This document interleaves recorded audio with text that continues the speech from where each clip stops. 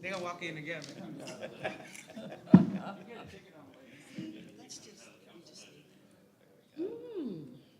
I'll remember the next time. So it doesn't matter where you hold it.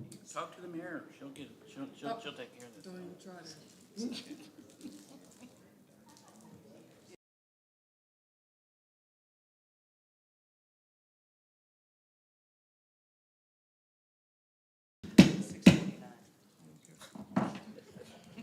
It is 6:30, July 2nd, 2024, and we're calling our Elgin City Council meeting to order. Roll call will begin with Councilmember Love. Love here. Dennis here. McShann here. Kesnowski here. Swain here. Okay, so Councilmember Callahan and Councilmember Rodriguez are going to be out this time, and we have Councilmember Gibson joining us with his presence. All righty, do we have a motion? Mayor, I make a motion that we excuse him. You second? Second. All right, and we'll begin with Councilmember Dennis. Dennis, yes. Frazier, yes. McShann, yes? Kesnowski, yes. Gibson, yes. Swain, yes. Love, yes. All righty, and we'll have our invocation by Councilmember Swain. Nope. Of course it doesn't work. Dear Heavenly Father, please watch over our deliberations. Guide us to make the best decisions for our Elgin community. Please watch over our ever-growing community as it's becoming ever so large, and continue to watch over our first responders, for without them we would be lost. Help us to finalize our budget and our 5-year plan so we will spend our tax dollars wisely, and hope to reduce our tax rate for another year in a row. In your blessed name, amen. Amen. And we'll stand for the Pledge of Allegiance. I pledge allegiance to the flag of the United States of America and to the republic for which it stands, one nation, under God, indivisible, with liberty and justice for all. Texas flag. Honor the Texas flag. I pledge allegiance to thee, Texas, one state, under God, one and indivisible. All right, tonight we have several public hearings. The first one, public hearing on an ordinance of the City of Elgin, Texas, amending Chapter 42, Section 42319, and Section Code of Ordinances by adopting new land use assumptions and capital improvement plan, and by amending the water and wastewater impact fees, and providing a savings clause and repealing conflicting ordinances and resolutions. Did we have anyone sign up to speak to? Mayor, this is an ordinance that the council will be considering later on the agenda to update our impact fees. I assume our director of director of development will be here to speak to that when it comes up. Okay. All right. And go on, that one's closed. Let's go on to number 2. There he And is. there he is. Public hearing on an ordinance of the City of Elgin, Texas, adopting Chapter 214, Subchapter 8 of the Texas Local Government Code, repealing Chapter 6, Article 3, unsafe building abatement of the Elgin City Code, and repealing all other ordinances and parts of ordinances in conflict herewith, containing penalties not to exceed $2,000 for each offense, except where a different penalty has been established by the state law, and each and every said violation is continued, shall constitute a separate offense, providing a severability clause, providing a repealer clause, and providing for publication. No one has signed up to talk about that. Mayor, I'll just say this is an ordinance that is responsive to input we've received from council lately. The city council had expressed a desire to see the staff be a little more aggressive in our code enforcement, particularly as it relates to abating unsafe buildings in various locations throughout the city. So the development services staff got with the city attorney, and we got an amendment here that we think will empower the city to move quicker on some of these. One of the big changes that we're proposing is to put the city council themselves in more of a decision-making mode on this in the future. And some of these projects have come forward in the past, they've gone to the Building Standards Commission, and we'll be recommending that those come before the city council for final determination. But an amendment like this requires 2 public hearings, so tonight is just the first public hearing. We'll be discussing the actual ordinance in more detail at our next meeting. All right. Next one's number 3, public hearing on an ordinance amending the official map of the city of Elgin, Texas, adopted in chapter 46, section 46-3, revised code of ordinances of the city of Elgin, Texas, 2013, and making this amendment a part of the said official zoning map, to wit, to rezone approximately 559.987 acres of land from C3 Highway Commercial District to a PDD, Planned Development District, located on a parcel of land known by the Bastrop County Appraisal District as parcels number 11945 and 8731878, lying in and being situated out of the Elizabeth Standifer Survey. Thank you, Mayor. This item is also a public hearing on a zoning change. This is the project we had briefed council on previously a couple months ago about that we're really excited about. Commercial retail project happening out off 290, but we'll have more of a presentation on that when the agenda kind of comes up tonight. Okay. Number 4, a public hearing on proposed 2024 5-year capital improvement plan, and no one has signed up to speak on that either. Just that this is part of the process that adoption process, the city council, the plan was presented to city council last month. City council's already had 1 work session on that. I did make a couple notes that based on the input that we got from council at that meeting, I think the consensus was formed about a couple of changes, and one that we will try to move the Taylor Lane drainage, what we call the Taylor Lane drainage project, up to current year funding out of unfunded projects. And then we also talked about funding a master plan study in next year's budget to come up with a comprehensive plan or how we might address city alleys in town. That's a project that's in the 5-year plan, but we haven't yet put together a definitive plan on how we address those things, and felt we got good input on that, and consensus of council agreed to both of that. So at this point, we'll make those couple of amendments before we bring the final plan back. And then, of course, council will be in the process of ranking their projects over the next couple of weeks. Esmeralda set that up on Survey Monkey or whatever, so we'll just need you to do that over the next 2 weeks so we can bring those back on the 18th. That ends our public hearings, and then we'll open for public comment. And no one has signed up for public comment, okay. Well, we'll move right along to the city manager's report. Man, you're just moving too fast for me. Okay.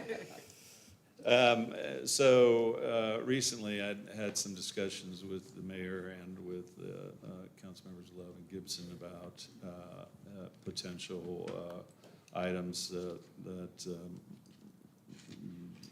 they'd like to discuss. I think a little bit, we were going to discuss a little bit before we finish the city manager's budget proposal, which will be presented in first meeting in August.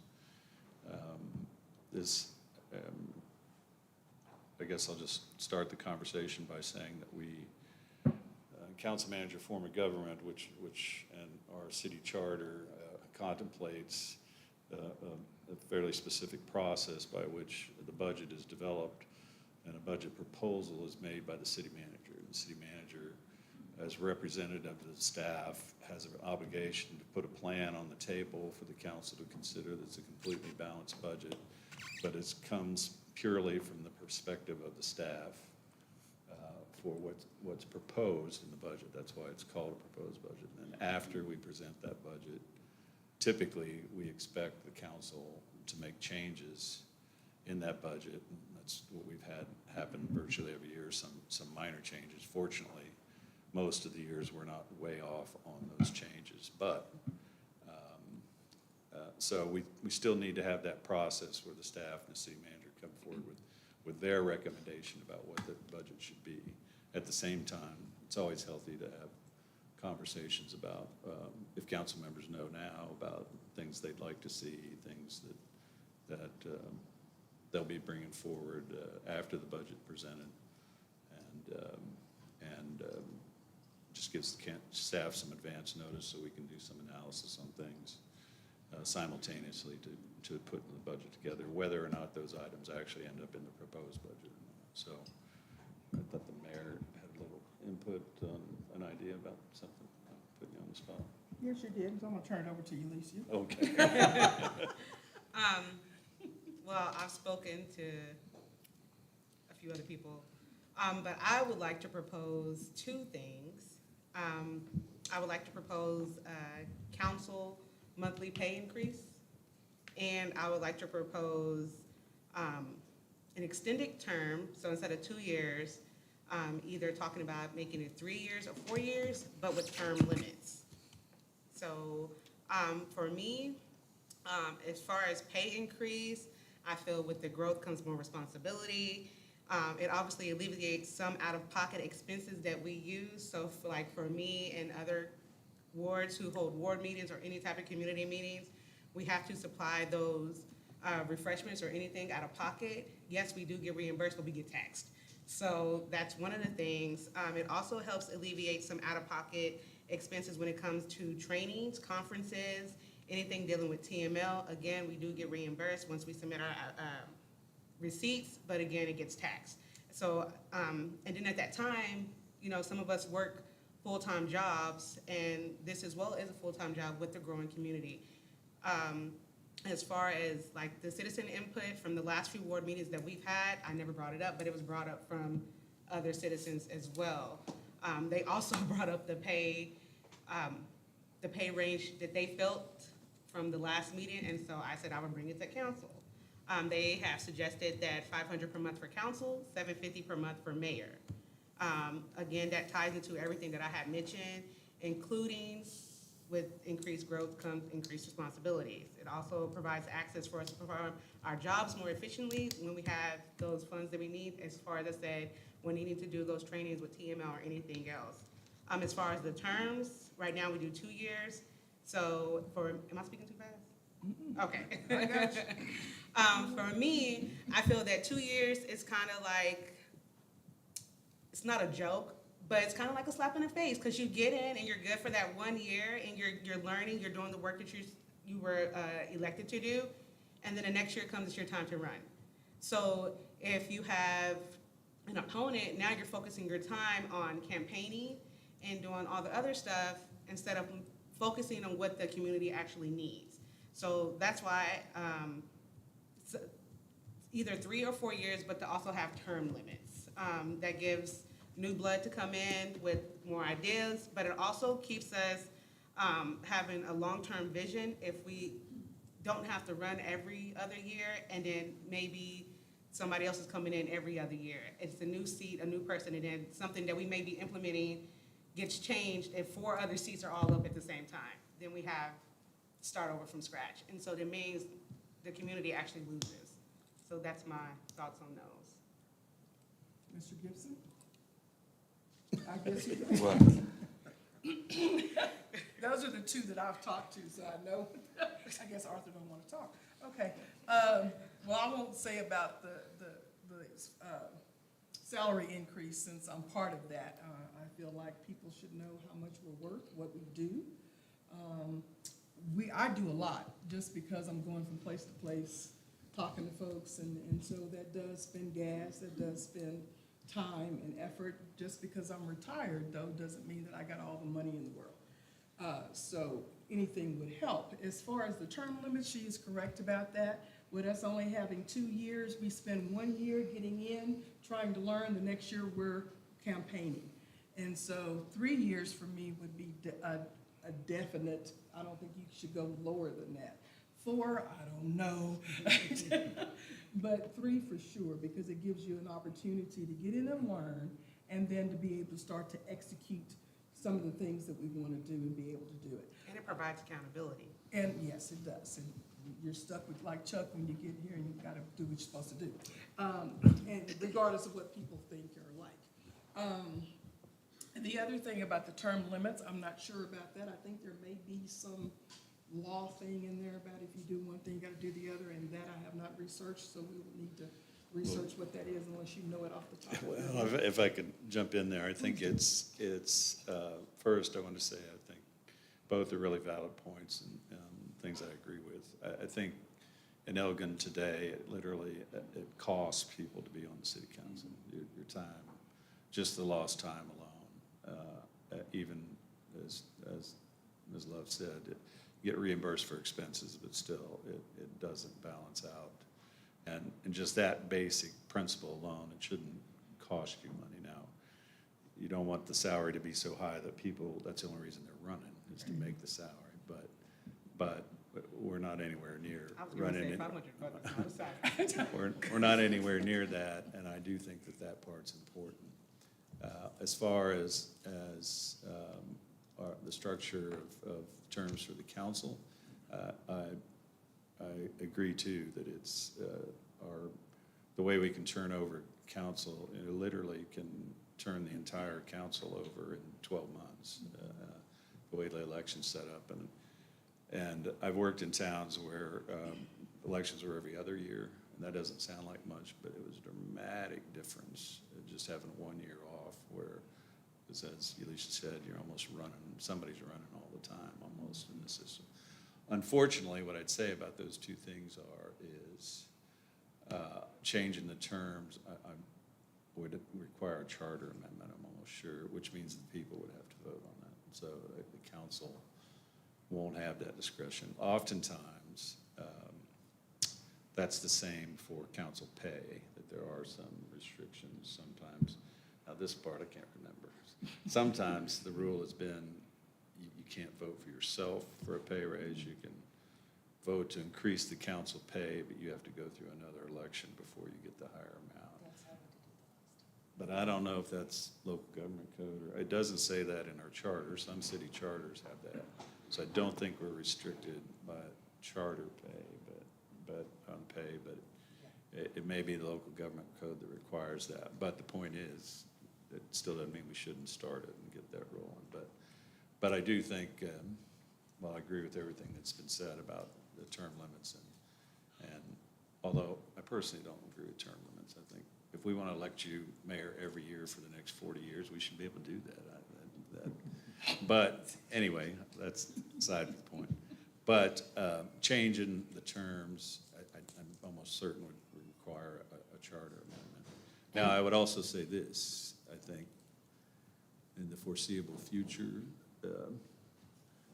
redrawing the ward lines is probably in Elgin's future as well, because obviously the city created those wards at a time where the population was spread out completely different than it is today. So, yeah, I would just say that. I agree with the principle of what you're saying, but I don't think we can change the terms or create term limits without that being a charter amendment, and that's an electoral process. So a question about that. Yeah. Is there enough time to put that on the November ballot? That's what I was going to ask. Well, probably not. That should be part of the city In election, right? in a typical process, if you typically appoint a charter review commission, then you open the door on basically going through the whole charter. And that typically turns into a lot longer process than you can do quickly. And I guess I don't know that, I don't know if council can just go ahead and do that. I'll have to get that question, but typically it's, and I would just say that, I think we probably all know if we open the door on, let's look at the entire charter and think about what we might want to change or add, that could turn into, it needs to be done at some point, but. I was going to say, the it charter could needs to turn- be updated anyway. But that, it's a lengthy process. When you mean May and not November. Well, I'm just saying, it would depend on, you'd you'd have to get that together. Obviously, I think I know this council well enough to know you'd want to provide an opportunity for citizen input. Yeah, that's what I mean when I say it would be, I think it'd be hard to get that together for November, but May would be a possibility. I think if we wanted to limit the scope of the charter committee, that we could do that without them. Yeah, typically that's what I mean, once you open that door. Yeah, I know. The part of the process, typically how charter commission works is you create the commission.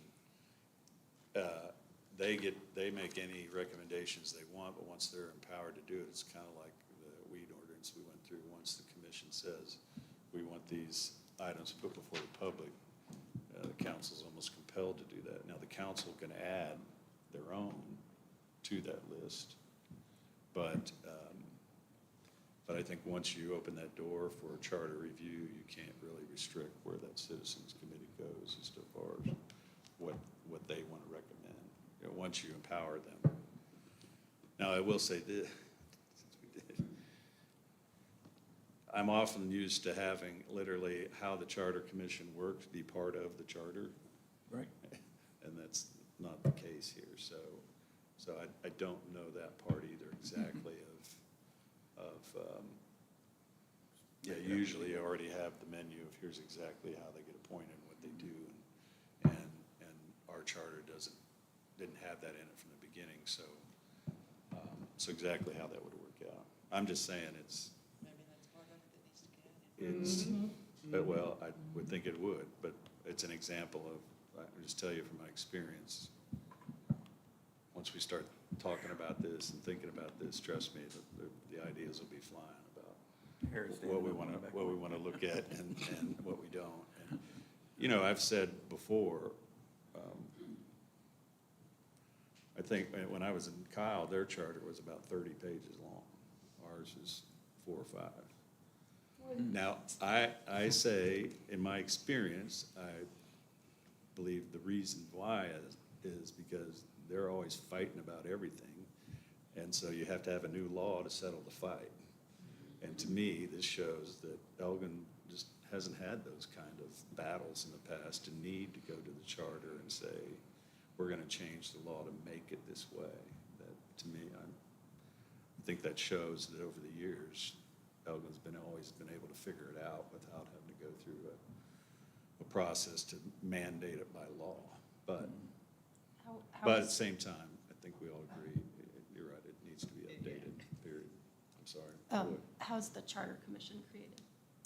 Well, like I said, I usually, that's stipulated already in your code or in your charter. Oh, I misunderstood that. We don't have that.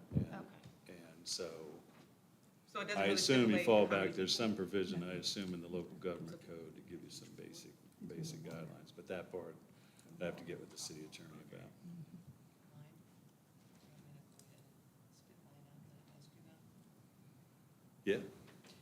So I asked Tom to bring some figures for increasing the exemption, the city tax exemption that's now 15,000 up to 25,000 for those who we didn't already take care of with the over 65 and disabled. Right now it's at 15. I would like to see what the numbers look like for us to be able to take it to 25,000 exemption for city taxes.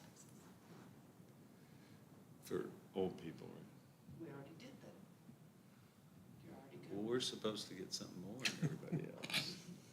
Well, It took me a long time to get to this You point. got the ceiling freeze, right? So, I or- did, or show I us did do both. that, I did get that, I mean, that's right. we voted for the ceiling freeze for over 65 and disabled. Yeah, Right we- now, us normal people, Okay, thank you. it's 15,000. I would like to look at the numbers, the council to look at the numbers to increase it to 25,000. So it would be a 10,000 exemption increase. And that was what I asked for. how are other taxing entities at that? He has numbers, Bastrop is a little higher, Smithville, we kind of are right neck and neck with, they have a letter, hire something different than us, but Yeah, I he think, has the sheet think that has the comparisons. we already provide the highest exemption by city and combined in Bastrop County. But yeah, that won't be that hard to, what Sue's asking for is potentially what will we project the revenue loss if we do that, so. You're right. So we can run those. Do you have the numbers of what, raising our exemption, do you have the numbers that took effect? Or can you get the one that we just? What it really happened, yeah, probably. Just ball. Okay. So are we gonna get the city attorney involved for this charter review? Okay. Yeah, I think that's, like I said, I think it, just asking the one question that you kind of brought up is going to turn into something else, so we might as well just have the bigger conversation, I think. Okay. A question, Yalisha, did the figure you threw out for the council Mhm. compensation, how was that figure determined? Some citizens from ward meetings. Yeah, and I've talked to this, I think, with y'all. Mhm. I understand. I mean, I agree with everything that's being said, and I think it'd be, I'm an analysis, so I like to know what's happening in, kind of sister cities as well. I mean, some of them don't get paid at all. And then you have some that get paid a lot. Yeah. And then you have some like Maynard who does, what are they, tiers? But that tier system wouldn't, for me, I don't think the tier system will work. Yeah, no, I think it's just Yeah. important to go into this, Yeah, because Kind of there's knowing all other this cities stuff. make about 600 to 700, 950. There's some that make about 60,000 a year for council, 95,000 a year for mayor. And some of them aren't even big cities. So when, we start off with 500. yeah.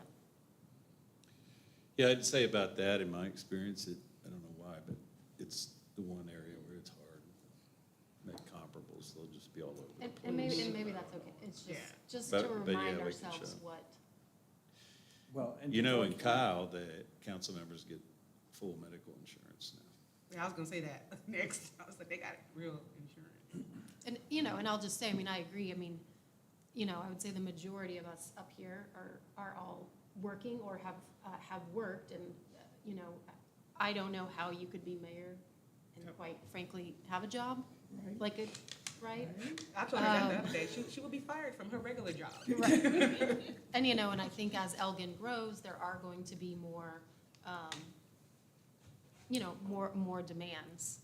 And then, to me, it's also an equity issue, because who is allowed to run? Well, you've got to have the time, you've got to have the money to serve on city council. But, it's a delicate issue, but I think I support looking at a change. Yeah, and I think that we open this question That's when. so seldom that we need to be forward thinking about, is $500 going to be adequate for how long? If that's the number, and I'm not advocating necessarily for more money or whatever, but in our study, we probably need to look at, what do we think? If we don't, how many years ago was it they went to where it is now? And 9 years ago. So if it's another 9 Before years. that, it was from the beginning of being paid till then was $50. Yeah, and I think that's probably why through this process, it would be, you probably don't want to say a specific number as Right. much as you want to create a system that council could adjust as time went by, Mhm. so. So yeah, we'll look into it, but And with the I really case- think well, first, I think we get the question answered about, can we get this done in August, or does that open the door for something else? But then, this bigger discussion would have to be after the budget, I'm sure, this fall, whatever. And realize if they're a state employee, they don't get paid at all. My entire time on the council, I was never paid, because I work for the state. Oh, really? So you can't do that, yeah.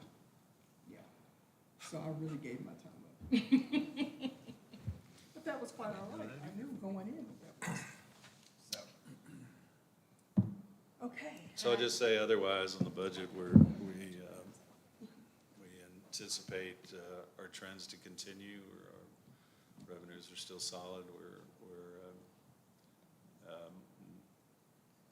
probably see some of the similar growth that you've seen us come forward with. Hopefully, we think as you know, we've made big steps in recent years on compensation for employees, so we don't anticipate as big a hit that way this year to make the adjustments, but we'll need to keep up. But don't really anticipate any big surprises in the budget this year. If I may use this time to bring up just a couple things I've been thinking about from a budgetary perspective. And I may have mentioned this to you, Tom, and looking at the thing on our desk, the Elgin Public Library July programs. Currently, our library is closed on Sunday and Monday, and I'm interested in looking at, could we close it just Monday so that it's open another day? Amy, I don't mean to catch you off guard under community services, but I know there's been times that I'm like, oh, going to the library on Sunday would be great, or especially with the heat, taking kiddos, there's so many wonderful programs, or just having Wi-Fi to do homework, anything. So I don't know if that's been discussed in terms of the budget implications, but, or if there needs to be some sort of community, input session. Is this something that the greater community, I've just kind of noticed it since being here and using the services myself, so. Okay, take a look at it. That's it? Okay. You've heard me talk about our wonderful pool, and I would love us to put some money in to make it a little bit more enjoyable from a shade perspective for families.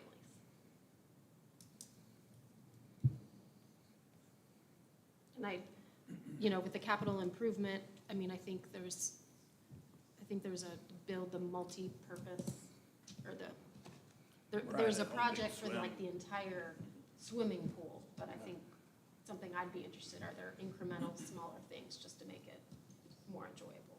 Okay. Yeah.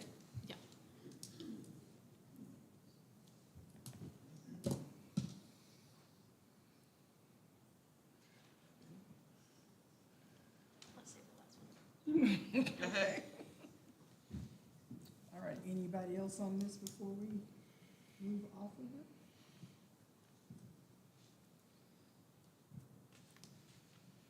We'll be working on the budget, this month and all that, so feel free to let me know, or anything else you might think about in the meantime. All right, I'll throw it out there. Last one. I've talked to a couple on council about this. I've not brought it up formally, but I would also be interested in looking at the budget implications of paid parental leave when you have a child or you adopt a child. For city staff. I concur.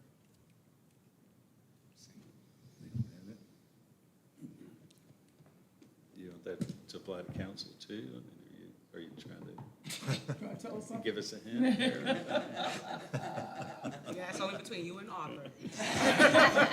There ain't nothing wrong with No, that. I think, it's been something that, FMLA exists, and it's, in my opinion, kind of a crutch. And if you look at what families in this nation go through with raising children, especially whether it's adopting a child or having a child, and then trying to balance that with finances, because most likely, if there's two partners, they're both working. And more companies and more municipalities have been offering paid leave, and Yeah, it's funny you'd say that. I was at a conference 2 weeks ago where there was a whole session about this general topic, but that parental leave seems to be more and more common in most cities now, so. We'll take a look at it.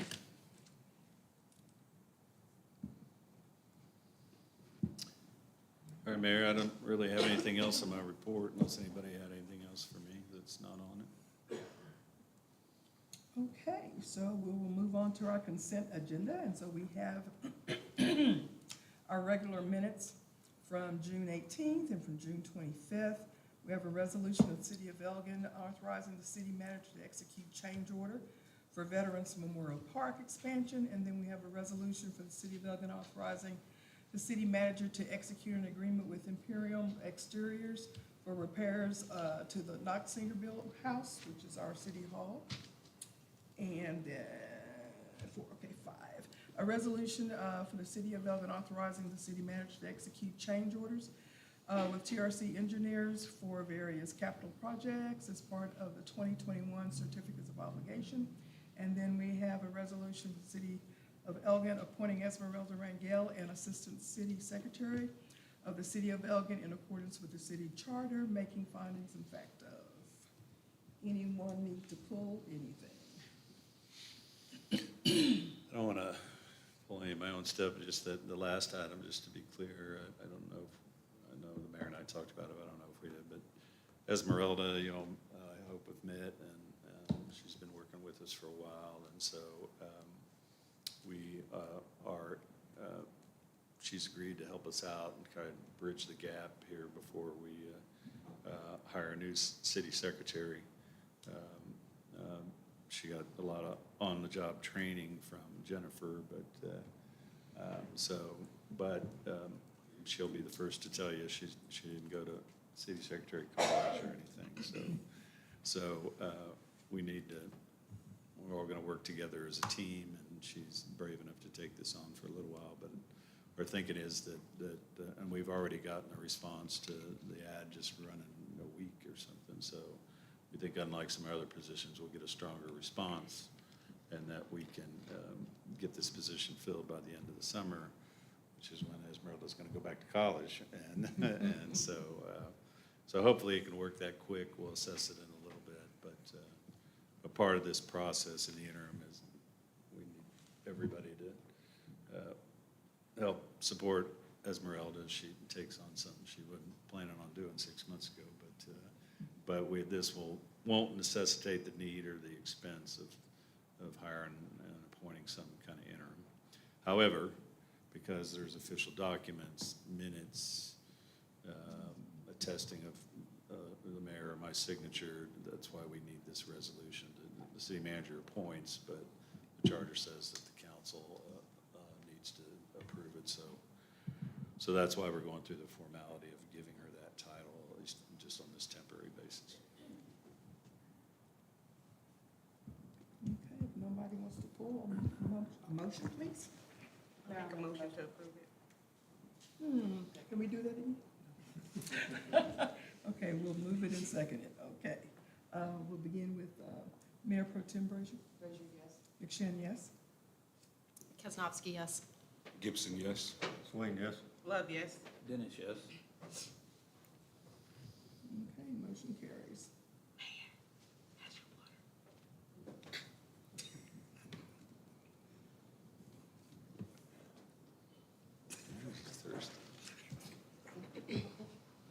Okay, new business.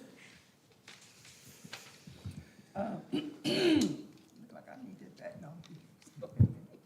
An ordinance of the city of Elgin amending chapter 42, and all that stuff I said on the first time. Yeah, you already read first time. So this is our ordinance to approve our new impact fees, and have our city engineer come up and speak to this. This is a process that we go through try to do every 5 years. Is that right? 5 years. And you may know that the impact fees are established by law through a comprehensive process where there's analysis done of future water and wastewater needs.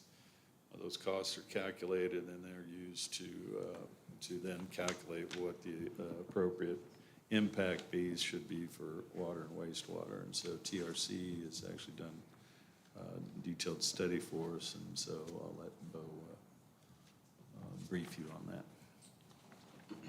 So I'll kind of start off with the question. I know some of you guys have gone through this process multiple times. Some it'll be brand new. Essentially, high-level impact fees are what new development pays for, from a single new home builder to these developments.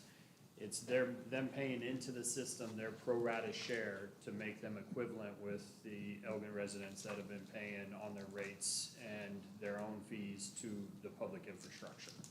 And what they're doing is they're paying for any of that excess capacity that's already in the system or new capacity that's being built into the system for their particular developments.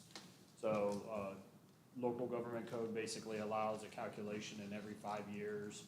First, they allow for the adoption of an impact fee. It goes through an impact fee committee that was done by the city some time ago.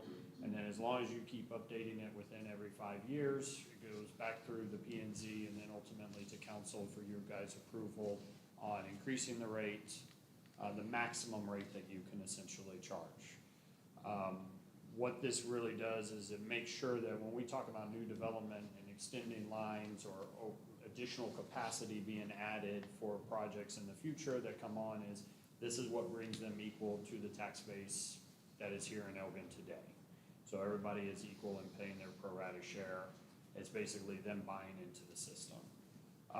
Per Texas government code right now, it's done in 2 different parts. So you have the land use plan, which is still required. Obviously, with a lot of the laws that have changed here recently, with Texas legislator and ETJ, some people will kind of be like, why are we going through a land use plan? For the land use plan, which was used for the impact fee, which you guys are voting on now, is essentially, we have the statutory ETJ, all the new subdivisions that have been brought in and all the agreements that have been done, we've included that with the particular map. And then we've done all the zoning as it stands today as well, overlaid with that, plus compared it to the last comprehensive plan, land use plan that was done and amended and updated by council a couple of years ago, and put that all together as far as what that plan would look like. So, 2-part process. One is approving the land use plan that governs within the impact fee. The land use plan does help kind of give you an idea of what you expect the city to be at and what the infrastructure is being based upon. The second part that you guys will vote on is actually the capital plan, which includes setting the maximum rate for the impact fee for water and sewer, which is actually the dollars and cents. So it's a lot. It's a long process. Generally, these take about every 6 months. They're done once every 5 years minimum. Cities that go through fast-paced growth potentially could update them as frequently as every year, just depending on how quickly the towns and the need is changing. We feel pretty comfortable with this particular update being done within the 5 years from where we were and still being in line with the growth that you guys are seeing. The capital outlay looks at a 10-year essentially and a 20-year outside of what we have. So it is looking at that. It does a comparison of what is the existing capacities of all the system. So look at deficits of, do you have enough capacity today based on state requirements, and then where you're gonna be in the future. And then that's where we come up with the calculation of all those improvements needed. To answer Chuck's question, yes, you have permitted water in the ground. To answer like Tom says, there are improvements to get the water from point A to point B in the city as it continues to grow and expand. This contemplates all of that new infrastructure to get it from point A to point B for the water that you guys are permitted, that you guys have in the ground, essentially. And it's a 10-year outlay and a 20-year net outlay, basically, that allows it. So every 5 years, like y'all's 5-year capital plan, you're updating these fees unless you feel like you're getting behind or you go through extenuating circumstances of explosive growth, or in some cases where you have growth net decline and you decide that there's a lot of plans that are in there that are no longer needed and that you reduce your impact fees. You always have that ability to come back and do a study. And I'll kind of talk you through the rate setting portion when we get to that, but for this particular one, it's a land use plan. I don't know if you have a copy of that map, but all of you guys have it in your packet. A lot of pretty colors on there. It lines up with your zoning as it is today. So say that again, Bo, this is just to approve the land use This is for plan? the land use plan too. It has to be 2 separate adoptions. Okay. The land use has to be adopted That would be the first fees before next you time. go to the fee schedule. And just to be crystal clear about what you were saying, so nobody misconstrues, when new development comes into the city now, they pay for everything, for their water and sewer system, all the To internal extend the systems. lines, yes. But impact fees are just what you said. They still, at the end of the day, have to utilize the system that we've all paid for and built over the years. And so impact fees pay to maintain that system, so it's It's a their equitable value. initiation fee. You have to pay this to buy into the system that's existed here, but that doesn't, impact fees don't go to pay for their water lines or sewer lines, they do that separately. Correct, they do that something. So if you were to extend a water line a couple hundred feet to serve your development, yes, you're paying for the water line, but you're having an impact on the water wells, the booster stations, the water treatment plant. This fee is the way the city recoups that impact on that infrastructure that the citizens have already bought and paid. Or if it would require expansion, to pay for that said expansion in the future. So that's when I say it's them paying their pro rata share of what everybody else has already paid for. But thank you for the clarity on that. So has the map changed since we did this last? The map has changed essentially by being updated to match up with city limits and ETJ, which the ETJ has changed with some of the voluntary ETJ and moving out. It's changed in that we've obviously had some zoning changes on piece of property, so all the zoning changes that have been done, or PDDs, or MUDs that have come in, that has all been captured now within it. So basically up to date within a couple of months ago, essentially, and just making it more accurate to that effect. But that has to do with looking with what we anticipate growth to be. Yes. Everybody that gets water or sewer that's in our CCN pays this impact fee, unless we have a different development. Every development that connects into you guys' system, essentially, this is an impact fee unless it's a different agreement that city council obviously would make per se, but we do collect the impact fee from anyone who's connected to your system. If they're in your ETJ and they don't connect to your system, they're not paying an impact fee because they're obviously not impacting your system if they don't, or if they're outside your ETJ, they're not paying an impact because they're not connected. This is specifically anyone who connects to your water system or sewer system. And whenever we take on CCN, this is how the money actually is coming in, where the city is not paying. Correct. Yes? Any kind of CCN that we take in, as part of those agreements, the developers pay that cost, and the city is simply a pass-through, and that goes to Aqua. They still have to pay these impact fees on top of that CCN transfer fee.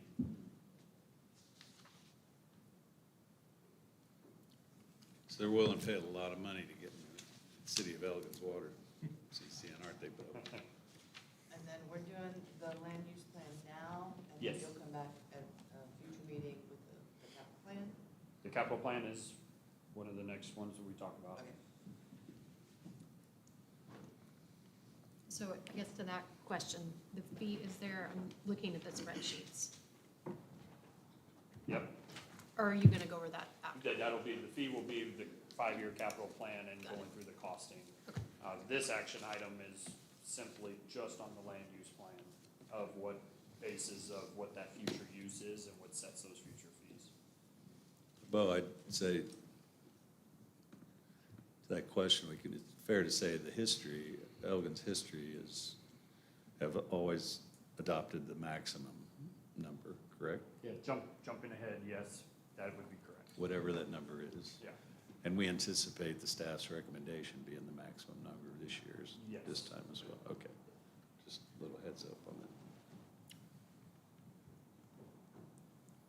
Okay, can I get a vote? That's right. Have we beat this to death now? I Y'all think got so. it? Okay.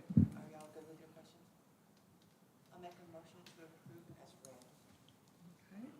May I have a second?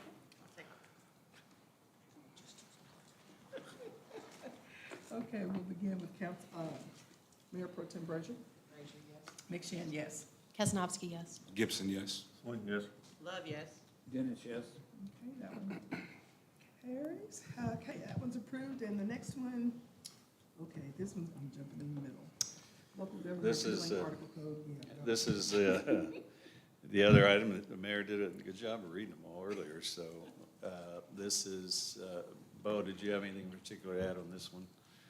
As I said earlier, this is we believe will be responsive to what council had been looking for, and a little empower the staff and frankly enjoying the council in the process a little more of moving forward on addressing dilapidated structures in town. So, but given the nature of this action, it requires 2 hearings. So this is just a hearing out, and we plan to have this for an action item next. Correct. Second hearing, action item next meeting. Move on to number 3. Number 3 is this as an ordinance that the staff is recommending that is, again, responsive to some changes, some recent changes in state law relative to extraterritorial jurisdiction and very limited control that the cities now have in their ETJ. As you recall, a big change happened earlier this year when a state law went into effect that allows property owners in the ETJ to simply opt out of the ETJ for any reason or no reason. They can just decide they no longer want to be under the city's rules, which basically defeats the whole purpose of ETJ in Texas that's been around for many, many years. And cities no longer have any control over actual development that occurs in anywhere outside the city limits. However, in working with the other professional colleagues, there appears to be a little opening for cities within the current law that stipulates that if a city declares a certain area an industrial district, then that's within their ETJ, then those properties cannot exercise this option to opt out of the ETJ. Kind of typical of the legislature sometimes is that that's literally what the law says, but there's no definition of what an industrial district is.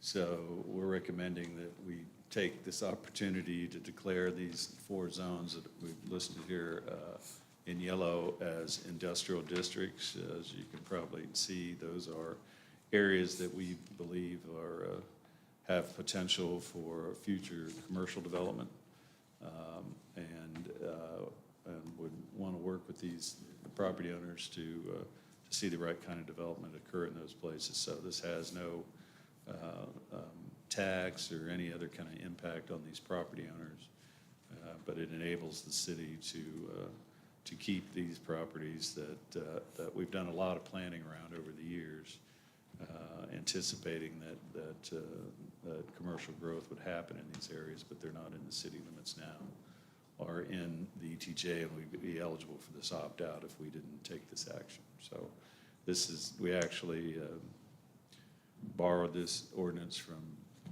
Georgetown. Or was it Georgetown is where Owen has got this. So we admittedly, well, I'll just say we recommend we adopt this to try to protect ourselves as best we can, given the current law. Would there be a sales tax windfall there? Yeah, there certainly could be. Again, if somebody opts out, that's what can happen in these places, opt out, do a commercial development there that generates a bunch of sales tax, they don't go to Bastrop County, we wouldn't get any of it. Is that what you mean? Yeah. So again, it does affect options for property owners, but obviously the city's done a lot of planning and growth predicated around these areas being opportunities for commercial growth. And Owen did run this by the EDC board, and they support moving forward with it. So under this law, why not make the entire ETJ industrial?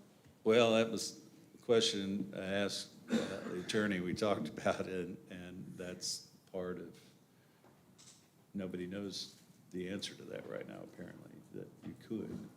But we think these are much easier to defend in the fact that they are clearly commercial areas. Yeah, that's interesting. That's the first question I ask. Why don't we just do the whole thing? But I think the consensus is we'd be more susceptible to a challenge with that. Get that. Do you have anything to add, Owen, that I've left out? I just wanted, the one thing, this is not zoning, we're not rezoning any of this property at all, we're just basically identifying it for potential industrial, commercial uses in the future.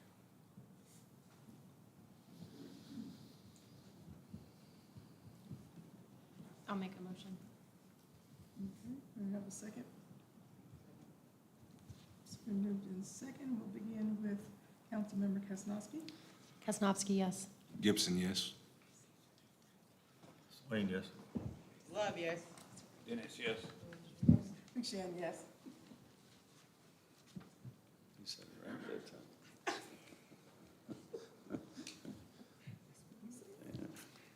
Okay, number 3. Okay.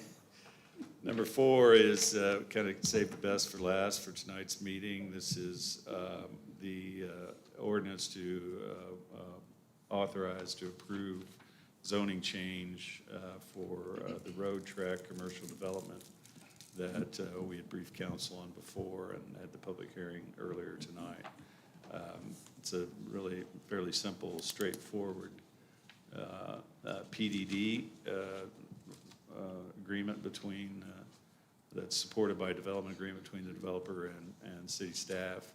This is the location of the road track fronting on Highway 290, on the south side of 290 there, close to the Seton Hospital property. If you remember, we had a little strange experience with a completely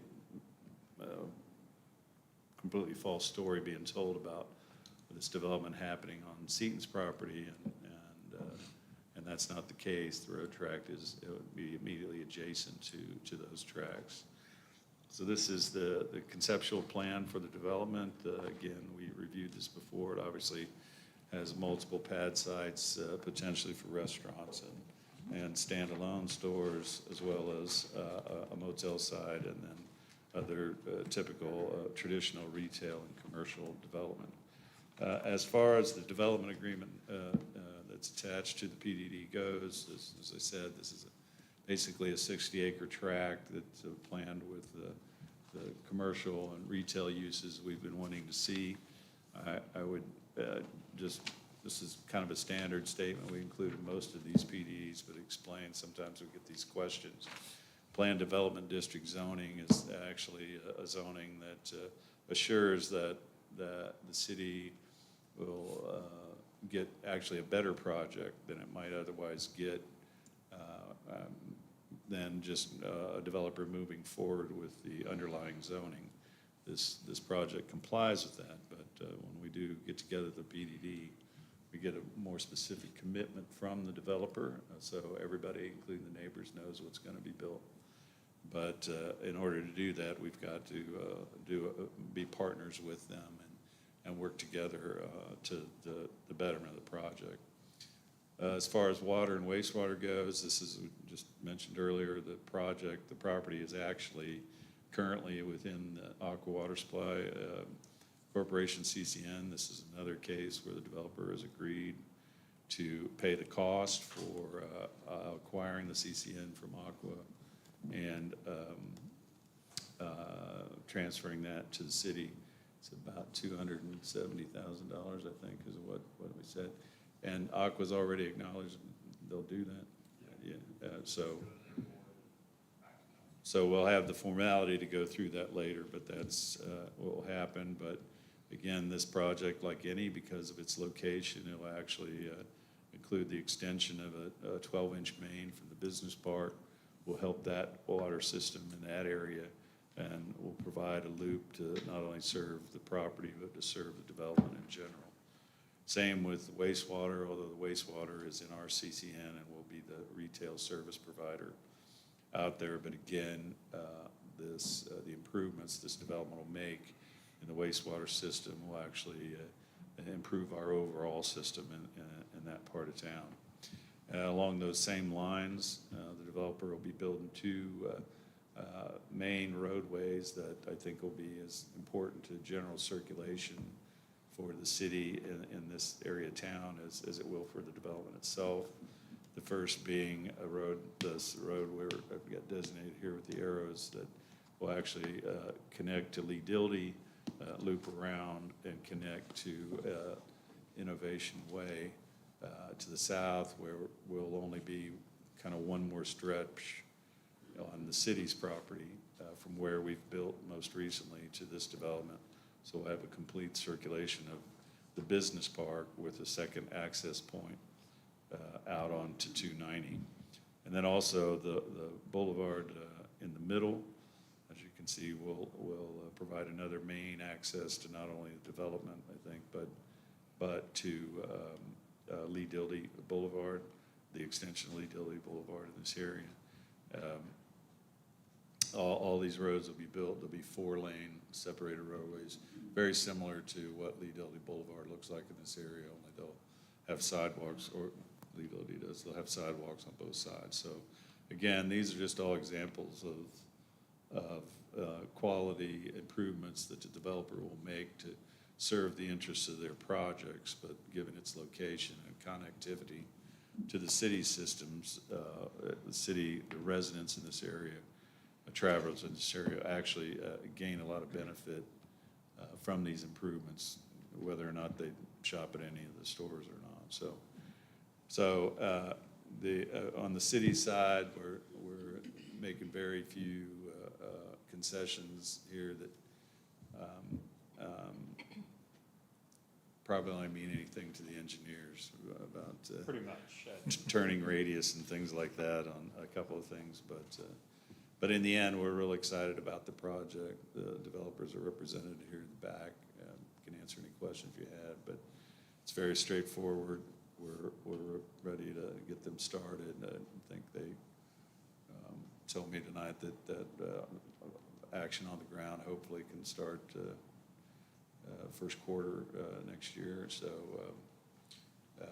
So this is actually, I think we all know this is the kind of development that all of us have had people asking us when we're going to see something like this happen. And I told them they're not allowed to say any names, even if they wanted to, about who might build here yet until we're ready. But we're excited about it, and the fact that it creates an opportunity for multiple different uses on this same side. So, Bo, do you have anything that I left out? I would just say that it kind of goes along the line of the PDD. There's not a lot of back and forth as some of the ones that you've seen, and a lot of this is just giving them a better process through the city as far as getting things approved and permitted, and some minor variances when it comes to turning radiuses, speed limit, and things of that nature. But all in all, it helps them get through the process a little bit easier than trying to parse it out into bits and pieces from the city standpoint.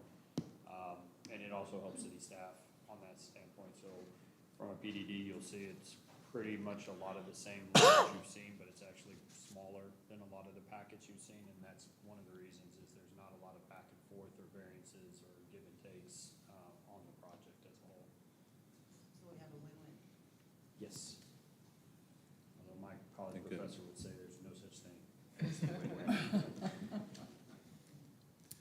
Yeah, he's an Aggie, though. That was at the other school, actually. Oh, That was right. that was at the Masters. Hey, Bo, Yes, ma'am. about so the 4, or I guess it's maybe 5 blocks that abut 290, Uh-huh. why are those so vague? Those end up general being, they'll be retail, but the exact retail, if it's a restaurant or if it ends up being more of a commercial type thing, that those are bigger pad sites, so it's gonna be a little bit different. It's not gonna be something ready to build, in my understanding, that they'll build something and then find someone to come in and lease it, whereas opposed to some of the other stuff is you could build the suits essentially. That's gonna be probably independent people that'll come in and do their own site development.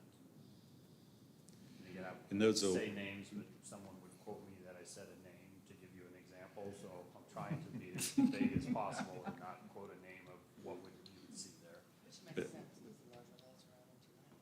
Typically, those lots, though, you'd see standalone buildings. Correct. Versus the strip, the buildings at the back will be basically all connected, have Right. common roof lines, but those pad sites allow for standalone restaurant or Their own parking, mattress store or something like design, that. and Yeah, they everything do else of everything. that. Like, out there, you have a strip and you have a McDonald's that's in the front separate. Right. That's right. See, we'll just use what we already Yeah.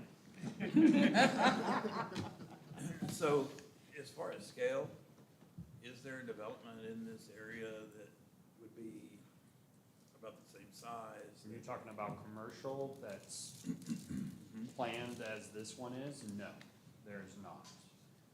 This still dwarfs, which the closest one would be Frontier Crossing, which is where Panda Express and Starbucks is. But there's still a lot of that land that's empty in there. But even that as a total acreage is smaller than the 60 acres we're talking about here. This will probably be y'all's largest commercial centralized area that you guys have in the city. Okay, growth. Huh? You said okay, growth. No, I think you misunderstood me. In this region, you know, we were to go and say, hey, this is about the size of what this is gonna be. I want to compare it, is it called Maynard's Crossing? Maynard's Crossing that's currently going in there, this is a comparable size to that. Wow, Oh, okay. wow. That puts it in perspective. So, Cool. Mayor, I'd like to make a motion to approve as presented. Get it from Mr. Gibson. All right, we'll begin with Mayor Pro Tem Brazier. Treasurer, yes? McShane, yes? Kaznowski, yes. Gibson, yes. Swain, yes? Love, yes. Dennis, yes? Motion carries. Thanks, Bill. So Yep. I do need to go back to item 1. So I know they approved the land use plan, but I do need to work through the capital and actually setting the rates. Because it's all kind of in one item. My fault. That's what I asked. That's my fault. Just as long as the money doesn't go down, Bill, that's all. We just- So You may- with the land use plan approved, basically part of the impact fee is putting together a capital improvement plan. It's based on 10 years. So you will see a lot of these same projects dovetail in with your 5-year capital project, but not every single project necessarily is included in your 5-year capital project because impact fee is based on 10 years out. And then it actually says what success over beyond the 10 years that you look at. So hopefully that'll answer some questions. You'll see the CIP for water. You'll see the CIP for sewer. This all dovetails and aligns with the master planning that we're doing as the developments come in. On the water side, supply, pumping it to town, storage, making sure the distribution system is looped in multiple locations so that water pressure's there. So that checks all the boxes on the water side. Sewer side, again, it's collecting it, potentially pumping it, and then treating it. And so that's collected. So you'll see a lot of those projects. It's already been aligned with the 5-year capital plan of as far as which ones we think will fall closer in the 5-year per se versus which ones will be further on out. But a lot of these projects, if you see a line on the paper, it doesn't mean the line will necessarily go right in that exact location. It's more of a regional planning that will need that line plus or minus that side in that general location, again, depending on how development occurs out there. So it does give you some flexibility with the plan and how the impact fees are utilized as you guys collect them from the developers over time. Currently, what you have is just to kind of, and I think Tom has a slide, but, or it's shown you guys comparative of what some of the other cities are. I do have that slide. Right now, you actually have, water is $3,790 for what we will call a 1 LUE, which is essentially a single-family house. For sewer, currently, the charge is $2,348 for what, again, we would call a single-family house. It's not the tap fee, that is just the cost of them paying into the infrastructure that already exists in the system, as we discussed. Obviously, in going through the calculation, when cities are going through advanced growth and you're having a capital plan and you're having to distribute it out further and further from y'all's existing system, you go through it, you look at all the credits of the LUE, basically 100% of what it would cost for you guys if all the development happened that we know about and the ones that we just think about that may occur in that general area over the next 10 years. We've used population projections that have come from the growth plan that council has previously seen and adopted. So everything is in line with what we know today on the ground and what we think is coming in the immediate future. And again, for the impact fee, the immediate future is next 10 years. And putting all that together and looking at what the cost of infrastructure is, which includes cost of engineering, it includes acquisition, it includes escalation, as far as over time, a certain percentage, just because things cost more in the future than they would today, and we're not doing all the projects today. All of that's factored into the cost. The actual report itself and reimbursing yourself for the cost of the report is also factored into it, because you're allowed to by state law. You do get a pretty substantial increase on what you guys will see. City councils, there's actually gonna be two numbers that I'm gonna ask you guys to approve. One is gonna be the maximum impact fee that's allowed, and the other one is going to be the effective rate of what do you start charging people tomorrow on it. They can be equal to each other, or they can be different numbers. The effective rate, council can always bring back and change at any point in time, up or down. The maximum rate, whatever you set today, that is the maximum rate. You can't charge above it once it's set.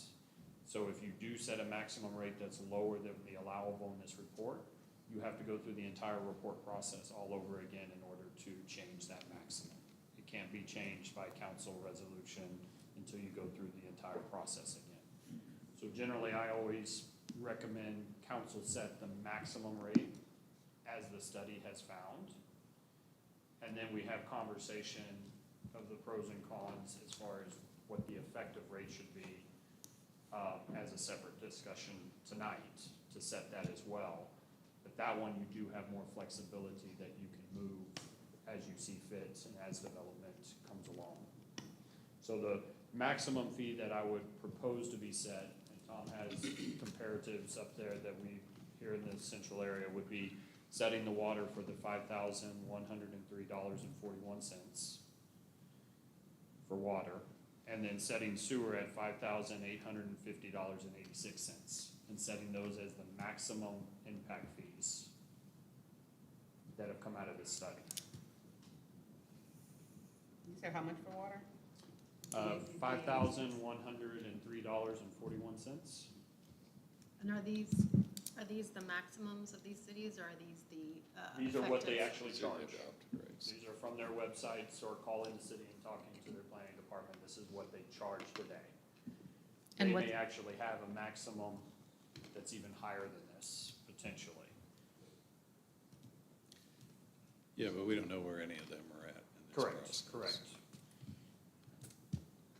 So even charging the maximums, you can see just with Central Texas and growth and your counterparts, the maximum that come with Elgin, you're not necessarily out of line crazily from your neighbors in the surrounding community. Still a bargain. Let's back up a little bit about the capital plan. I just wanted this opportunity to spell this out. I think that we, in the past, one incorrect criticism we've heard is that the city doesn't do master planning. And as it relates to water and wastewater, because of this process, because of establishing impact fees, the city has always done very detailed and comprehensive planning for water and wastewater. But as you said, it's a little bit different than how we deal with the 5-year capital plan. So it's kind of a belt and suspenders thing where you may see some projects in the 5-year plan that are in this master plan, but not necessarily all of them. And what we try to do with the 5-year plan is Taylor Lane, some of these other projects that you're hearing about, projects that we want to take a little more higher visibility approach to. Those are the ones we try to put in the 5-year plan, but it's always been backed up by this analysis to drive the capital improvement plan. So it literally is, the only way you're allowed under law to charge impact fees is if you have this detailed of a comprehensive plan that drives the math. Correct. In Texas, when they first came up with this, when I first started, cities could just arbitrarily set the impact fee. So it only took a couple of years of that for the developers to come in and say it has to be driven by some kind of math. So this isn't a new thing, I guess I just want to emphasize. Pretty much as long as there have been impact fees, the city has always had a detailed, comprehensive master plan for water and wastewater, but it just basically goes to a whole different level of detail than we typically do in our 5-year plan. Okay, so what we need to do first is we need to vote on the maximums, Correct. and then we'll come back and then, We can have a discussion on the effective rate. Yeah, we're not gonna let him sit down. and we need to do that tonight. I would like to do it tonight. So let me verify with you, for the maximum for water, you said 5103.41, Correct? and on the maximum for wastewater, you have 5850.86. Correct.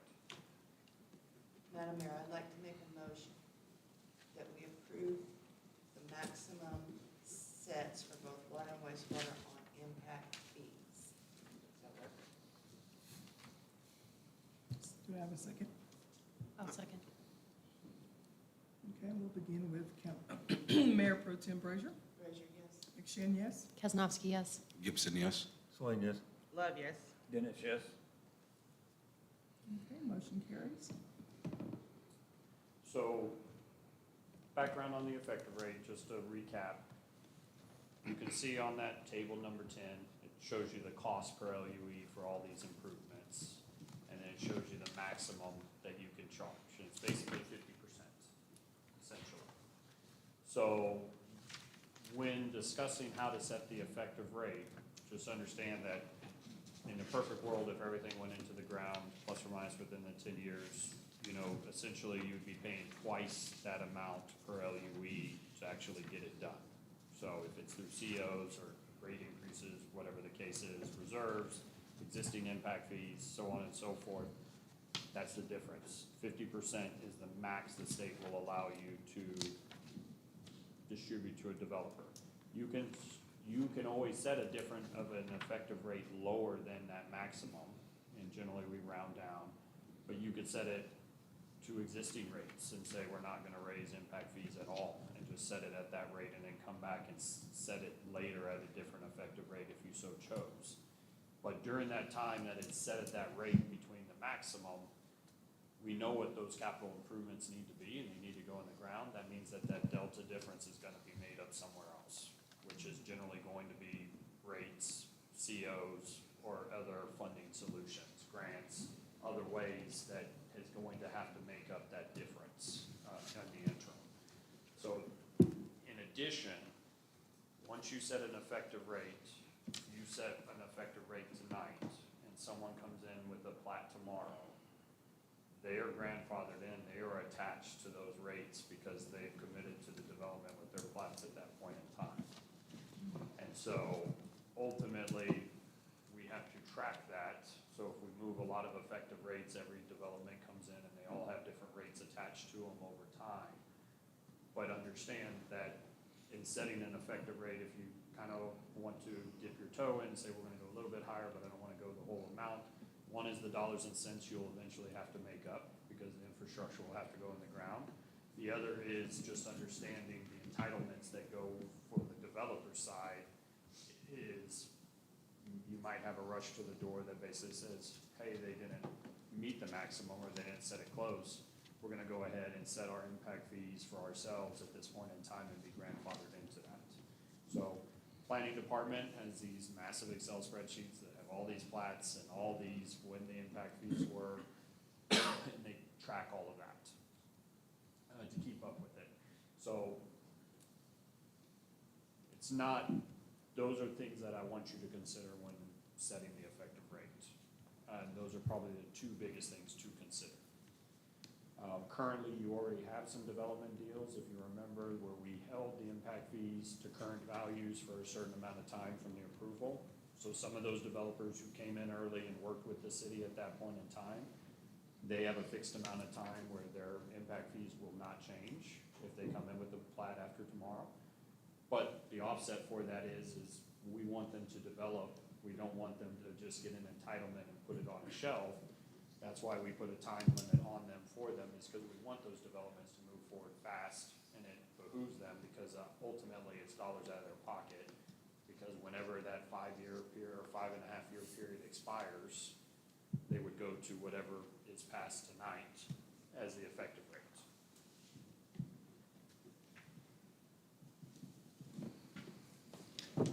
Yeah, and I'd just add, Chuck, this is actually one of the things that you'd asked about and talked about, is that this is an area where we don't use impact fees to make debt payments or anything like that. It is an accumulation of dollars that we pay cash for projects out of there as they come by, as much we can. So it is one area we're setting aside money that keeps us from having to issue bigger debt as we go along. Or increase rates. Right, but we're able to, and again, we're not talking about tens of millions of dollars, but we are able to kind of pick off small projects that would otherwise cause rates to go up or what have you, so. For One oil, thing water, we've and been very- wastewater, both we have. One thing we've been very effective with here recently in using the impact fees is as these developers have spread out, and they're responsible for extending the infrastructure to their development, but they're only responsible for the cost of exactly what they need to serve. All the oversizing that we've been doing as part of the master planning, that's where the impact fees, we've been able to reimburse developers. If they need a 10-inch line, we put in a 16-inch line. Or if they need a 12-inch, we put in a 24 to allow future growth to come in, so we're not out there trying to replace lines. And to keep that tax rates down, and just we're able to expand and make our system more towards our master plan of what we ultimately want it to be at a fraction of the cost, where the city's not going out there and building a line and then saying who's gonna hook up to it and when are they gonna hook up to it in a later date. And it ends up being a very successful model, and ultimately it's using fees that you've already collected to improve the system for the future anyway. Quit throwing tax in there, this has nothing to do with taxes. Rates, Fees, rates, okay. COs and rates. When anybody, that's the whole point. Yeah. We're making the water and wastewater system pay for itself, so it has no impact on taxes. So, sorry, so are we setting the effective rate tonight? Yes, Okay. is ultimately, because I think I've essentially, lost. starting tomorrow, if you set the effective rate, starting tomorrow, if anyone comes in with a new plat, they would be under that new effective rate. And- So if it's not set tonight, they continue to pay the old rates until you guys set an effective rate. But that's just an interim thing, The until effective- they act on the Until final. they act on it, correct. So that theoretically should only be a couple weeks, So am I understanding? if we I come don't- back to adopt the If adopted you rate. come back, yeah, you have the maximum set, it's just that isn't what the effective rate is. Currently, your effective rate is the 37.90, and the 23.48 is what your effective rate is for water and sewer. But there's one more step for the council, I guess is what I'm getting No, at. they can do the effective rate tonight, But don't they have to adopt the official rate? or they just did the maximum rate. They made that motion. I made that. So why isn't it in effect? Because we do an effective rate. They can set the effective rate to be the maximum if they so choose. Now, look, I'm not supposed to get confused, but I'm, no, I'm getting confused. We set, Are they adopting the maximum tonight? they adopted it already. So that's in effect. That's into Why does it have anything to do with the Because effective you rate? currently have an effective rate that allows council the ability to go up and down in pieces and during the course. And they can go all the way up to the maximum, or they could reduce them. All right, but didn't they decide we're going to the maximum? No. No, you just set the Only get maximum rate. maximum rate. The effective rate will say how close to that do you Okay, get. all right, Currently, our effective All rate right. is the old maximums. If we just that leave we it had. at the maximum rate, don't set an effective rate, then he has to do all Yeah, those so things again. he's trying to pull something that we just can't figure out. I've been The through this effective many rate times, is so. what we go by, and so, right now today, this will replace, the maximum rate that you pass will replace the maximum rate that was on file previously. Currently, your effective rates are what we charge today. If we would like to increase that, then I would like a motion today, and that would be my recommendation from staffs, is to increase it to the maximums, essentially, or Can- round down. Okay, But you don't have to do it tonight, but just know that everything that comes in the door, which is a very long list, in between now and the time the effective will continue to be at that lower amount. But if they vote on the maximum tonight, then we're done with it? I need they could, but we're gonna continue to charge that low fee that's on the books today, because that's what the effective rate. I was thinking we had to come back to council with something else, not necessarily. No, they could make all the actions tonight. so just comparison sake, if we went up, Bo, your professional recommendation is to go up to the max as our effective rate. Essentially, nice round numbers, water would be 5,100, and Okay. sewer would be 5,850. Would be the effective rate, would be the staff's recommendation. Where have we been? For water currently, you're at 3790, so you would go from 3790 to 5100. And for sewer currently, you're at 2348, you would go to 5850. And a lot of that cost is predicated on that new treatment plant that ultimately we'll be building out there and the infrastructure around the west side of town. That's right, so always, whenever I look at this, I'm thinking, if I try to go really low and give developers a break, then the citizens' tax, the water rates are in jeopardy, and we will have to push those rates up on your water bill and your wastewater. So I try to balance out that. So, I've got a question, Yes, sir. about, you drive up and down the streets in central Elgin, Mm-hmm. and there's a lot of, missing teeth, where you have vacant lots, but there's people that have been sitting on that property for 40 years or so. And I know there's a family recently did, and they were overwhelmed with all the rates that they were having to pay because the rates were set for the developers. And they're like, we're just building one house, we're not building a whole development, right? Is there any way that we can set a rate that incentivizes people to build in those properties?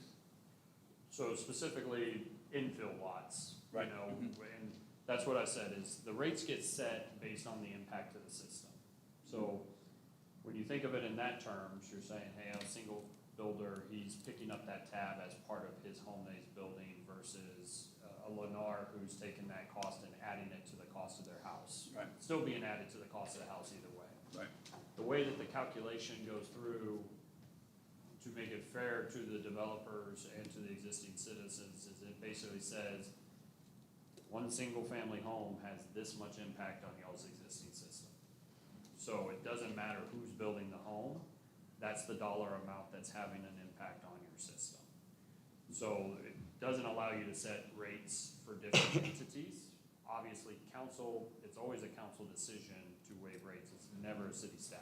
We don't have the ability to waive an impact fee or reduce it. That would be a council decision ultimately that would have to occur. But the way the calculation is it doesn't see size of developer. It basically looks at if someone built one house or they built 100 houses, they're all equal into the amount of impact that they cause to the existing system. And this is what the cost would be to buying into that existing system based on y'all's infrastructure today. I'd just say that, I understand the point you're making, Forrest, and I think that's a valid concern, but this isn't the place to remedy that, to try to. I think now, do we need to have a bigger program? Because it's not, those scenarios you're talking about sometimes aren't just the water, wastewater impact fees. I mean, we have people that already have a water meter, but still find the cost prohibitive to go ahead with those projects. So I think that's a different policy issue to talk about. Are these infill projects? Are there certain locations in town where the council, as both said, wants to waive the fee? I think those are conversations we can have. So we aren't prohibited We can, from doing that. no, but I think, again, you rarely see this anymore, but obviously there's opportunity, there's a lot of money for the developers, and so sometimes they can't get motivated to challenge you legally. So that's why it's important we follow a pretty strict legal process to be able to defend the numbers. But commercial developments, we're open to finding ways to help people offset costs. I do think it's difficult to help one person build one house. Yeah, But if there's a neighborhood project, if there's a certain area, waiving fees is something that's more certainly within council's purview, and obviously, at these numbers, it can make a big difference. So on that, are the, let's say 5,100 and the 5,550, 5,850, is that per house? That is per what we call a living unit equivalent. And so the easiest way, it's a 3/4 inch by 5/8 meter, which is basically a single family residential. That's typically what you would connect there. As the meter size gets larger, that cost exponentially goes up. So essentially, and that's all set by AWWA. That's not me coming up with it. It's not city staff coming up with it different. It's actually a table. So if you put in a 2-inch meter, it's not double that. It's probably closer to triple that or quadruple that. If you put in a 4-inch meter, it's probably 10 to 15 times that cost, because the demand on the system and the amount of water that will move through those meter sizes is exponentially different on the impact on the city system. So as you start having larger commercial or industrial users come in, they tend to, with the larger meters, I mean, you do have some 6 inches that are here in the city already. Their impact fees are hundreds of thousands of dollars for that meter. And So what like if, if an apartment complex comes in, they're gonna have a larger. They'll have a larger cost there because they're gonna have a larger demand on your system. But as a practical matter, most of it is per house. That's the way it Yeah. works out.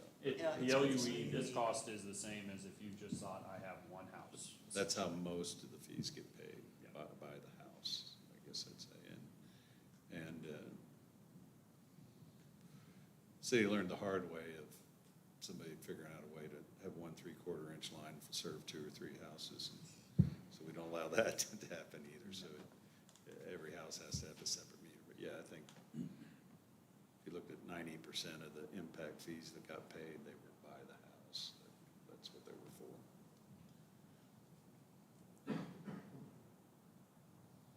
just in terms of understanding your concerns for us, that if you're building one house, you pay this, but if you're building 500 houses, you're paying 500 times this. That's right. Um, Correct. But I also don't, I'm not also refuting what you said too, that, Yeah, I mean, You know. I can see that, based on what Tanya said, that if we, maybe set aside a program that says within this region, we have this many lots, and if you, during the next, 12 months, we'll reduce your impact fee, and that way we get some, inner city development going on and filling out these, doing this. But just Yeah, yeah, remember, yeah. if we do Program that, approach. then you're ultimately gonna affect the rates that we have to set for all the citizens who have been paying the whole time. That's the other side that I always have to remind myself of. I was like, yeah, I wanna give these people a break, or I wanna make this go down. Then everybody else who's already paying in part of the system, then we gotta make their rates go up. But this And- turns into a bigger yeah, issue. it's I a was gonna policy say issue, because that then you've it's- got more people potentially living here spending money, sales tax, so maybe your sales tax revenue goes up. Yeah, it's, But it's- another issue attached, another example is I know you've probably all heard of somebody that, I've got a piece of property that's off an alley that we had a trailer on, or we built a house on, or I have no access to. Well, the rules are you still have to build a a city street to your property. Well, sat on this lot forever. I thought I was gonna build a house on it, but I didn't realize I had to build the whole road here. Well, it's the same kind of scenario. Right. Now, there's some, we know different sides. If the city got involved, the neighbors got involved, and we all pooled resources, helped with fees, but yeah, it's not, I guess I just want to say it's, these infill lots we're talking about, it's not just the water and sewer impact fee that's stopping people from going forward. There's other issues that would roll into this. If we want to help, I think we'd take a more comprehensive view about how can we make those buildable sites. It's almost, yeah, like I don't know if, because I was unable to, I was out of town for the CIP discussion, but the talk about, I guess, the master plan for the alleys. Yes. I don't know if Yeah, that's kind of same- part of it, Same about, kind of thing. same thing, like what would help incentivize or help. Because of the growth, I guess we've talked about this before, but, you know, there's plenty of property that sat around here for years, and wasn't worth anything, nobody did anything with. Well, now that we're seeing the growth, suddenly people are interested in utilizing these properties, which is clearly in the city's best interest. Somebody, that takes it off our list of properties we gotta get after people to mow and maintain, so there's definitely an incentive for us to help people build on these, but yes, the cost issue isn't just any one thing. It's when they roll up, I gotta pay for the street, and I gotta do drainage, and I gotta do these impact fees, and I gotta extend the water main, and those are all just basic rules that clearly the city has gotten in trouble in the past years ago for not insisting on people following those rules. At the same time, it does see it be really cost prohibitive for some folks, so we've talked theoretically about, a broader program, just not necessarily focused on one fee or the other. What areas of town can we do more of a partnership on some of these? You have those infill lots, and they're paying property tax on dirt. Yeah. You know, you get $350,000 house on that, Yeah. and now we're significantly different. Of course, we had issues, the realtors don't exactly tell everybody that when they're selling them that lot either, that sometimes has caused problems, so it's, don't get too far away, but yes, we can, there's a way to lessen this impact fee on other project if that's council's desire. I like that, at least looking at it. Okay, do we get back to it? We need a vote? Okay, I'm all looking right. for I was an making sure effective rate to everybody be had all their set. questions. All right. I'm good,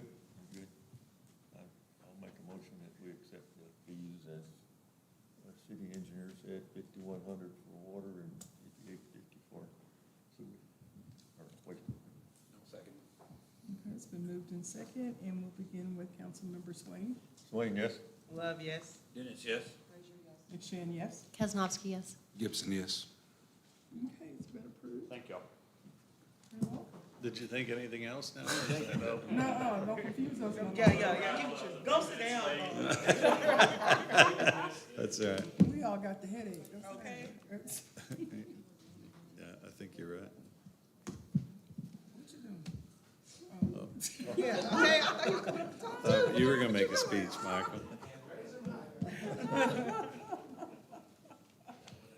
said You got- ready for the announcement, lady? Yes, announcement lady? Well, Chuck has an announcement. Man, what is it? No, Chuck. Oh. Oh, I thought he got, getting ready to tell this man to do his countdown again. I hope, Chuck, are you going to talk about the 4th of July? I was not prepared for it, but I will. Are you prepared to talk about Absolutely. it? We'll go for it. Okay, so first, to start with the beginning of July, the entire month of July is celebrated nationwide as Parks and Recreation Month. And in Elgin, Texas, in addition to all the amazing regular Parks and Recreation stuff that we do, we hold special parties every Friday night at parks around town. So we've got a recent announcement out on our Facebook page. This Friday, we're going to start at the pool, and each Friday it's a different activity. So you'll be able to find it on the city's Facebook, on Parks and Rec Facebook, on the website. There's a note about it in the newsletter that just went out yesterday. But take advantage of celebrating Parks and Rec Month and get outside and do something in a park, preferably in Elgin, but all parks, celebrate the whole month long. On Thursday, we get to have a fabulous patriotic 4th of July celebration thanks to the Elgin VFW. They are holding live music, vendors, and fireworks at the VFW. So don't miss out on that. And a big thank you to the V for putting it all together. I know they've been working hard and have a lot of great things planned, even bigger than last year in terms of all the stuff that they're doing. And then that's the cheapest fireworks in town out there too. oh, and this is true. So as a special note, no fireworks in the city limits. That violates local ordinances. But if you live outside the city limits, you can get really cheap fireworks at the VFW. And then you should be sure to follow all sorts of safety protocols and very carefully set them off. But the best thing to do would be to go to the VFW and let the professionals do your fireworks and keep everybody safe and tidy for the evening. But there's my partial pitch for you. Oh, heavens. We also want to make sure that you guys remember that the library is continuing to do both the book bus, so that we have free books getting distributed this summer throughout the community. And of course, you have all your summer reading programs happening, and you've got their newsletter so that you can see all the details for teens and tweens, adults, little kids, and in between. In partnership with the OWL, the library is hosting 2 new book clubs. So on the second Friday of the month at 6, and on the second Sunday of the month at 2, you can either check out the books here at the library, or if you want to purchase the books, they're available for purchase at the OWL, and then there's a community discussion of the books. One night is mystery thrillers, and the other one is more of a romance theme. And so that's a great new partnership with one of our downtown businesses. I think those are kind of the highlights, unless anybody has any questions. Pool's really active, our new playgrounds, so we're seeing Yes. people brave the heat, you still get out on the playground equipment. Veterans Park, a little Coming soon. soft opening in the Soon. next 30, 60 days. I hope, man, it's really exciting. If anybody's got close to it down there, there's some great projects we got going on. It'll be a bigger project, 30 days. County Line Road's all done. I don't know if any of you have been out there. It's great. So, yeah, all things are good. Thanks, y'all. Thanks, Amy. Okay, council members, our retreat will be July 27th. That's the very last Saturday. I hope you will give it to me, please. I've gone through quite a bit of, look how she's looking at me, Jesus. Oh, wow. Awkward. Good. Good, good. And I'll talk to the other 2. But we're gonna have a wonderful facilitator, Mary Kelly. She was the lady who facilitated the Texas Municipal League Institute that 3 of us just went to. Leadership training. And so she will be there to facilitate. We will be at the Hampton Inn. And I'll give you other information as I finish contracts and that kind of thing. So, July 27th, please. Please, please, please, please, please. It's for us, okay, so. Oh, yeah, you need a cake that day. Ooh, the lemon one again? Cake, No, cookies. No, if I didn't already have a cake that day. that's what I'm saying. Just make 2. I mean, yeah, just make 2, just make the lemon one was wonderful, Sue, the lemon one. I'm just throwing that out there. I'm gonna keep doing it though. She hit the gavel yet? Oh, yeah, it's 8:15, and we